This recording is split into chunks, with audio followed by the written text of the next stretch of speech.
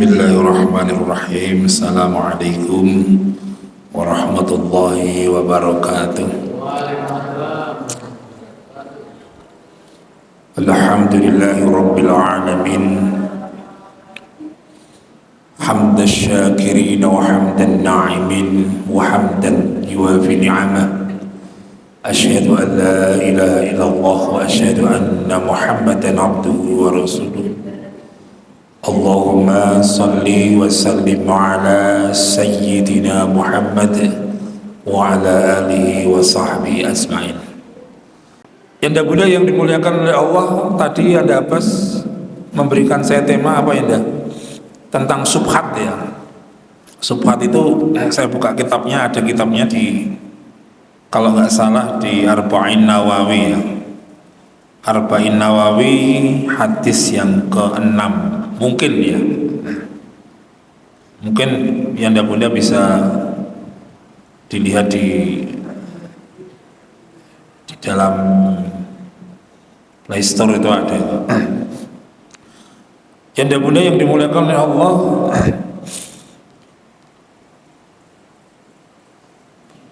bahwasanya subhat itu salah satu perkara yang sangat membahayakan. Maka zaman dahulu itu banyak para ulama yang wirai itu tuh mengerahkan kekuatan yang sekuat tenaganya agar tidak terjatuh dalam kesubhatan. Karena orang yang terbiasa subhat itu pasti terjatuh. Ibaratnya orang yang subhat itu orang yang berjalan di pinggir pantai atau di pinggir jurang. Kalau dia itu terus berjalan di pinggir jurang, tergelincir saja pasti akan masuk jurang. Maka subhat ini berpengaruh dengan semakin jauh dengan Rasulullah, maka perkara subhat itu semakin muncul. Saya pernah membaca sebuah hadis yang bunyi hadisnya kurang lebihnya seperti ini, kalau salah saya mohon maaf. La taqumus sa'ah, tidak akan datang hari kiamat hatta yataqarrabaz zaman, tidak akan datang hari kiamat sehingga zaman itu berdekatan atau semakin cepat. Wa takunus sanah kasyahr wa takunus sahr kal jum'ah wa takumul jum'ah kal yaum wa takunul yaum kas'ah wa takunus sa'ah katahriqati sa'afah. Mungkin ayatnya, mungkin matanya seperti itu. Tidak akan datang sebuah zaman yang zaman itu berdekatan, yang wa takunus sanah kasyahr, dan yang namanya tahun itu seperti bulan. Kita bayangkan, dek ini poso kok saya wis poso meneh. Itu kan tahun itu kita rasakan seperti bulan. Wa takunus sahr kal yaum wa takunus sahr kal jum'ah. Dalam bahasa Arab itu minggu itu bukan usbu tapi jum'ah ya. Wa takunus sahr wa takunus sanah kasahar wa takunus sahr kal jum'ah. Dan yang namanya bulan itu seperti minggu. Dek gajian kok saya sentek neh kan cepat banget. Wa takunul jum'ah kal yaum, yang namanya minggu itu seperti hari. Iki dino Jumat, dek iki katanya bar Jumat meneh itu. Dan yang namanya hari itu seperti detik, dan yang namanya waktu itu seperti, kalau dalam bahasa Arab itu seperti pelepah kurma kering yang terbakar, kretak habis itu ya. Artinya apa? Semakin zaman itu menjauh dari Rasulullah, semakin perkara subhat itu muncul, maka dunia itu semakin cepat sekali. Bukan berarti cepat itu secara apa ya, fisika, kemudian rotasi bumi berputar cepat, tidak. Karena rotasi bumi itu berputar sudah ada kadarnya, sudah dimiqdar oleh Allah. Kalau rotasi bumi itu terlalu cepat atau terlalu lambat, pasti terjadi bencana. Keseimbangan itu akan gaya gravitasi itu akan mempengaruhi bencana. Tetapi yang namanya cepat, tahun seperti bulan, bulan seperti minggu, minggu seperti hari-hari, seperti detik-detik, seperti waktu yang seperti apa itu pelepah kurma yang kering. Itu kenapa? Kenapa manusia merasakan dunia itu cepat sekali? Karena di akhir zaman itu Banyak orang yang terlalu cinta dunia. Jadi orang yang cinta mesti cepat. Contohnya ya. Kalau misalnya kita itu melihat film, dulu itu saya senang melihat film India. Buat filmnya petang jam, kita cepet. Mergane apa? Suka. Ya itu. Kalau tidak suka pengajian, umpamanya pengajian wis balik ke kelemak-kelemek, kadang tidak menarik. Mbok ngisini mung 20 menit, yo kita sak jam. Kenapa? Karena nggak suka. Atau psikologi ketika kita masuk bekerja yang dino Jumat 1 minggu, dinone cepet banget. Wah, Jumat 1 minggu. Tapi kalau sudah masuk Senin, Selasa, suwe meneh. Karena nggak suka. Itu psikologi. Umpamanya dulu ketika saya itu ketika ada dua orang yang saling mencintai, nelpon berjam-jam, kita iya sedilit. Dulu belum ada apa ya, dulu pakai telepon apa itu? Apa jenenge itu? Hah? Enggak, itu khilaf itu. Bukan kata saya. Saya enggak pernah telepon-teleponan. Jadi menelpon sesuatu yang kita cintai itu kita cepet banget itu. Ternyata pulsa wis akeh. Tetapi ketika kita ditelepon sesuatu yang tidak disukai, kok ora rampung-rampung gitu badannya. Karena psikologinya seperti itu. Kenapa? Ini hadis ini menerangkan segala sesuatu yang dicintai pasti cepat. Maka Rasulullah memainkan psikologi. Besok di akhir zaman dunia itu terasa cepat sekali karena manusia terlalu cinta dunia. Hubbud dunya wa yansaunal akhirah. Maka masih ada munasabah pertemuan yang kemarin saya bahas. Man aradad dunya wahtarha 'alal akhirah, barang siapa yang hidupnya itu selalu mementingkan dunia dan dia itu menomorduakan akhirat atas dunia, maka dia akan mendapatkan beberapa akibat. Dia akan diperbudak oleh khirsun wa ghalibun ala qanaah. Dia akan diberikan kesibukan dan akan dicabut rasa qanaahnya dari Allah. Kemudian dia tidak bisa merasakan manisnya ibadah. Kenapa? Manusia terlalu mencintai dunia. Bahkan ada hadis yang panjang. Hadis yang panjang itu menceritakan tentang huru-hara akhir zaman. Hadisnya cukup panjang. Jadi Rasulullah pernah meramalkan bahwa umat Islam besok di akhir zaman itu akan menjadi 3 karakter. Yang pertama, karakternya itu seperti hidangan. Yang nomor 2, karakternya itu seperti sampah yang ada di sungai yang terumbang-ambing, ngiwo melu ngiwo, nengen melu nengen. Yang ketiga kalinya dicabut minoritas itu untuk berani kepada umat mayoritas. Kemudian sahabat bertanya, ya Rasulullah, apa umat Islami sidik? Kemudian Rasulullah mengatakan, tidak, umat Islam itu besok banyak, tetapi akan seperti hidangan, akan diombang-ambingkan seperti sampah yang ada di sungai. Kemudian umat minoritasnya itu tidak takut lagi kepada umat Islam. Kenapa? Fi sudurihumul wahan, karena di dada manusia itu ada penyakit yang namanya wahan. Mal wahan ya Rasulullah? Wahan itu apa ya Rasulullah? Hubbud dunya wa karahiyatul maut, terlalu cinta dunia, akhirnya dia itu benci kematian. Ini yang terjadi di Israel ya, di Timur Tengah. Israel itu minoritas tapi wis ora diwedi karo umat Islam ini. Dan akan menjadi hidangan-hidangannya, ada pangkalan-pangkalan militer yang ada di setiap negara-negara yang ada di Arab itu ada pangkalan militer Amerika, pangkalan militer yang sekarang sudah dibombardir Iran. Itu kenapa? Sudah menjadi bancaan. Kemudian kenapa? Hubbud dunya, karena terlalu cinta dunia. Kita lihat, kalau teman-teman bisa melihat di Timur Tengah itu yang mau kerjasama dengan Amerika pasti negaranya maju. Ada Uni Emirat Arab yang bangun Masjid Zayed itu, ada Qatar, ada Dubai. Kalau Indonesia itu kemarin saya sudah ngobrol sama Yanda Abbas. Indonesia itu negara yang tidak bakal perang.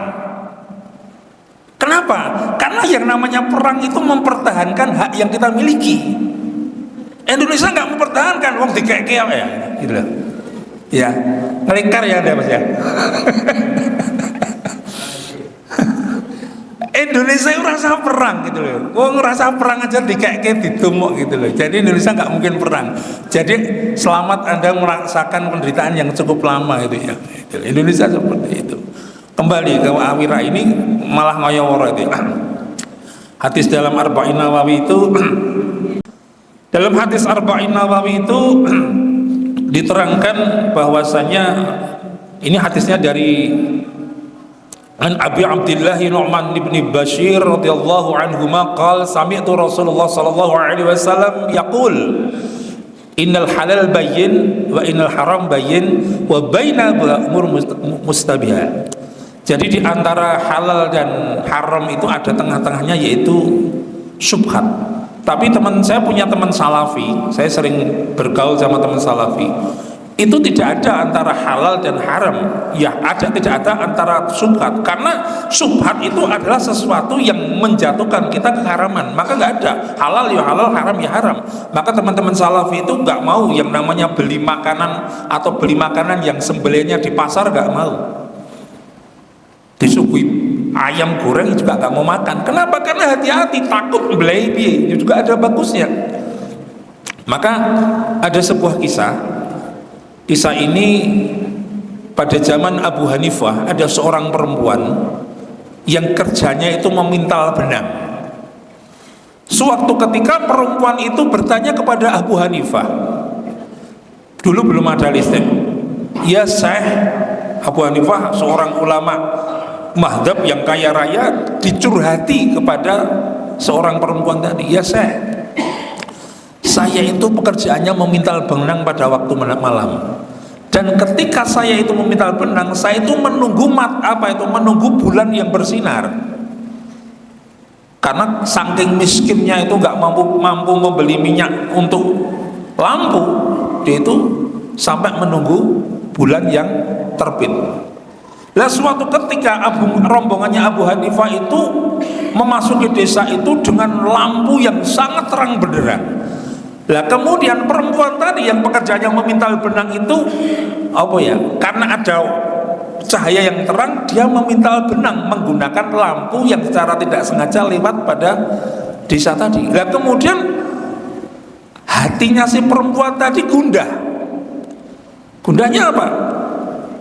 Apakah benang yang saya pintal ini kemudian menghasilkan maisha, menghasilkan rezeki itu termasuk golongan syubhat?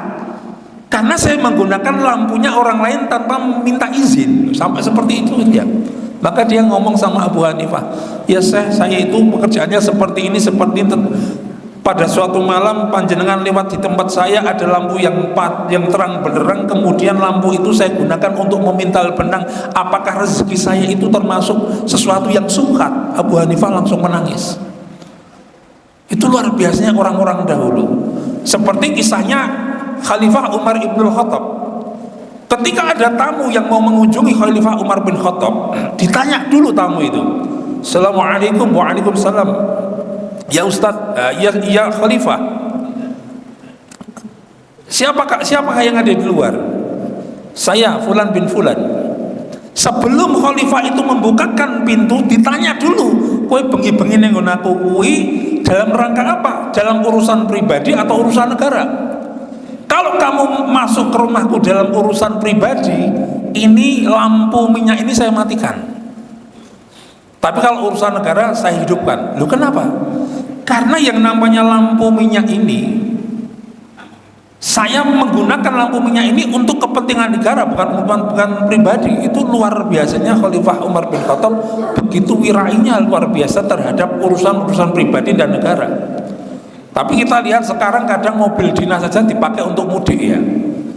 Kita kadang menggunakan fasilitas-fasilitas sekolah ini untuk kepentingan pribadi ya. Ini kalau kita itu terjatuh dalam kesubhatan, setiap detik pun kita akan terjatuh dalam kesubhatan. Atau kisahnya lagi, Khalifah Umar bin Khattab itu pernah membenturkan kepalanya. Ditanya, kenapa ya Khalifah? Ada berita ada unta yang berjalan di di jalan yang baru dan terperosok. Loh kenapa? Saya takut yang namanya unta saja tidak bisa saya jamin keselamatannya, padahal saya khalifah.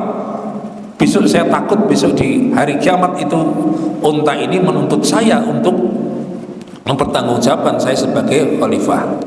Ada lagi kisahnya Syekh Idris As-Syafi'i yang ketika itu berjalan-jalan di sebuah sungai ini, walaupun kilawakola itu tingkat kesohihannya itu dipertanyakan. Itu ada kisahnya masyhur ya, ada delima yang ada, kalau dalam bahasa Arabnya itu buah delima yang mengalir di sungai.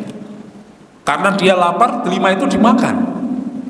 Setelah dimakan dapat separuh, istighfar Syekh Idris tadi, astagfirullah, ini delimanya siapa? Jangan-jangan ini delimanya orang yang tidak ridho sehingga masuk dalam tubuh saya itu ada partikel-partikel haram sehingga doa saya tidak dikabulkan oleh Allah.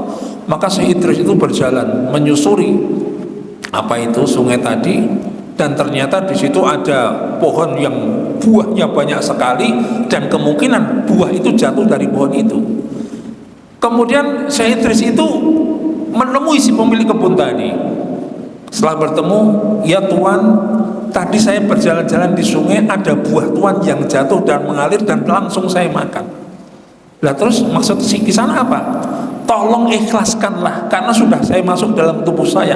Kalau Tuan itu tidak mengikhlaskan, sesuatu yang haram masuk dalam tubuh saya ini akan mengakibatkan doa saya tidak dikabulkan oleh Allah, dan daging saya ini yang masuk dalam tubuhku itu akan dibersihkan dari api neraka. Si pemilik kebun tadi terkagum-kagum. Kemudian dia mengatakan, oh nggak bisa, harus ada syaratnya. Syaratnya apa ya Syekh? Engkau bekerja di tempatku selama 1 bulan tidak dibayar, baru aku mengikhlaskan buah yang kau makan. Demi buah yang sudah dimakan dalam perut, maka dia melakukan pekerjaan selama 1 bulan. Setelah 1 bulan selesai, dia bertemu lagi si pemilik tadi, minta diikhlaskan buah yang sudah masuk dalam tubuh tadi. Saya tadi tidak mau mengikhlaskan. Oh tidak, masih ada syarat satu lagi. Engkau harus menikahi anak perempuanku yang buta, tuli, cacat. Agak berpikir, karena yang namanya pernikahan itu adalah ibadah terpanjang dalam hidup. Jangan sampai kita itu mencari pasangan keliru, karena ini ibadah terpanjang dan sangat menyenangkan itu pernikahan. Bagi teman-teman yang belum menikah, ya hati-hati, jantenan menikahi penake mong 10% ya dia. Sing 90% apa ti? Penak tenan itu ya. Jadi kemudian Syekh Idris tadi demi dia itu selamat dunia akhirat, dia mau menikahi dengan kriteria putrinya yang cacatnya sudah dia omongkan di depan. Lah ketika dinikahkan, orang Arab dahulu itu nikahnya enggak ditemukan, enggak, tapi dinikahkan orang tuanya terlebih dahulu, kemudian baru masuk kamar.